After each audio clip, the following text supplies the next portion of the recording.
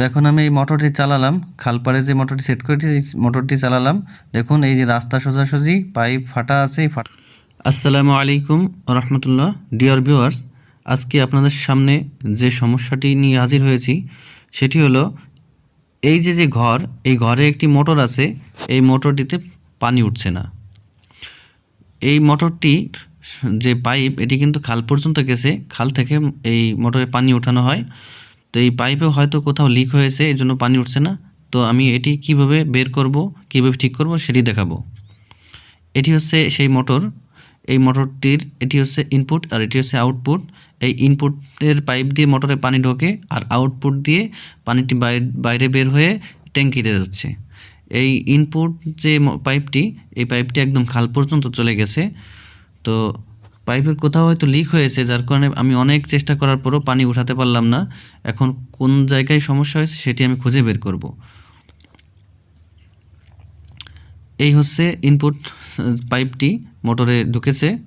তো এটি ঘর থেকে যে বাইরে বের হয়েছে, বাইরে বের হওয়ার পর এই ইটের নিচে দিয়ে একদম খাল পর্যন্ত গেছে। আমি আপনাদেরকে দেখাচ্ছি, আমি যেখান দিয়ে হেঁটে যাচ্ছি এই জায়গা দিয়ে পাইপটা কিন্তু মাটির নিচে দিয়ে খালে গেছে। এই জায়গাগুলো দিয়ে কিন্তু পাইপটি চলে গেছে। আমি আপনাদেরকে দেখাচ্ছি, আপনারা সাথেই থাকুন। ভিডিওটি শেষ পর্যন্ত দেখলে আপনারা অনেক কিছু শিখতে পারবেন আশা করি, তাই না টেনে সম্পূর্ণ ভিডিওটি দেখুন।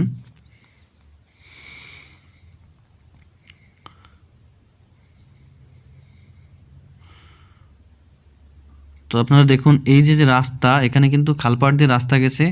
এই রাস্তার এখানে সমস্যা হচ্ছে, আমি আপনাদেরকে দেখাবো। তার আগে দেখাই এই যে ঘর থেকে যে পাইপটা বের হয়েছে মোটর থেকে মাটির নিচে দিয়ে, এই যে সেই পাইপ, এটি কিন্তু একদম খালে চলে গেছে। এই যে পাইপটা এই কালো মোটরে লাগিয়েছি, এখানে এটি জয়েন্ট করা ছিল, এই পাইপটা খালে চলে গেছে। তো আমি এখান থেকে খুলে এই মোটরের সাথে সংযোগ দিয়েছি, আর এই পাইপটা আমি আলাদা এখানে এনেছি টেম্পোরারি।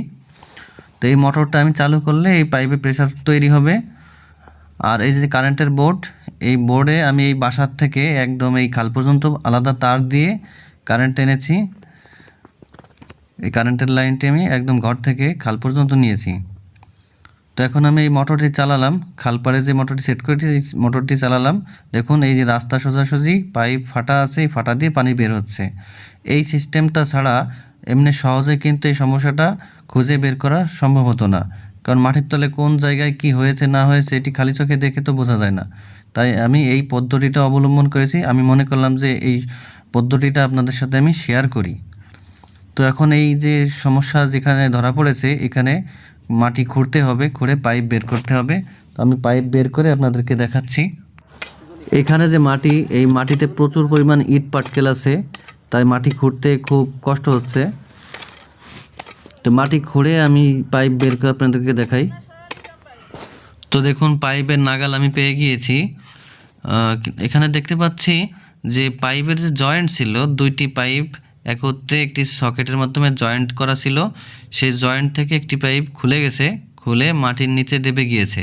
এখানে বালুর যে ট্রাক আছে, সেই ট্রাক এখান দিয়ে গিয়েছিল, সেই ট্রাকের চাকা এই সোজাসুজি ডেবে গিয়েছিল। সে চাকার চাপে এই অবস্থা হয়েছে পাইপের। তো এই পাইপ জোড়া দিতে হবে। তো আমি কীভাবে জোড়া দিই সেটি আপনাদেরকে দেখাবো। তো এই সকেটটি এখান থেকে খুলে নিতে হবে। আমি সকেটটি খুলে নিচ্ছি। তো আজকে শুক্রবার, কাজ করতে করতে আমার অনেক রাত হয়ে গেছে। বিভিন্ন কাজের ফাঁকে আমি এই কাজটি করছিলাম। তো দেখুন কীভাবে আমি জয়েন্ট দিয়েছি সেটা দেখাই। এই যে পাশ ডেবে গিয়েছিল পাইপ, সেই পাশে আমি একটি সকেট লাগিয়েছি, তারপর একটি নিপিল লাগিয়েছি, তারপর একটি 1 ইঞ্চি ইউনিয়ন লাগিয়েছি, তারপর 10 ইঞ্চি পরিমাণ থ্রেড পাইপ এখানে প্যাঁচ কেটে লাগিয়েছি। খালের ওই পাশ থেকে আমি এটি কেটে নিয়ে এসেছিলাম। আর একটি এলবো দিয়েছি এখানে, জিআই এলবো। আর এখানে 3 থেকে 3.5 ইঞ্চি পরিমাণ পাইপ আমি থ্রেড কেটে নিয়েছি এখানে। আর তারপর একটি 1 ইঞ্চি প্লাস্টিকের এলবো লাগিয়ে এই পাশের পাইপের সাথে সংযোগ দিয়েছি। তো এই কাজটি আমি এইভাবে করেছি। আর এই খালপাড়ে যে পাইপ আমি খুলে এখানে মোটর লাগিয়েছিলাম, সেই মোটরটি আমি এখান থেকে খুলে সরিয়ে নিয়েছি। এখন আর এটি দরকার নেই, শুধু এই জোড়াটা কমপ্লিট করলে হয়ে যাবে। তো এখান থেকে আমি কিছু অংশ পাইপ ওই রাস্তার ওখানে ব্যবহার করেছি কেটে নিয়ে। তো তাই আবার এখানে প্যাচ কাটতে হবে। প্যাচ কাটার পরে এই পাইপ দুটি সংযোগ দিলেই আমার কাজ শেষ। তো ভিডিওটি যদি ভালো লেগে থাকে একটা লাইক দিবেন আর কমেন্টে মতামত জানাবেন কেমন লাগলো। আগামীতে এরকম ভিডিও আমি আরও আপলোড করব, বিভিন্ন কাজের ভিডিও। তো চ্যানেলটি যারা এখনও সাবস্ক্রাইব করেনি তারা সাবস্ক্রাইব করে রাখুন, আর যারা সাবস্ক্রাইব করেছেন তাদেরকে অসংখ্য ধন্যবাদ। ভালো থাকবেন, সুস্থ থাকবেন, আল্লাহ হাফিজ।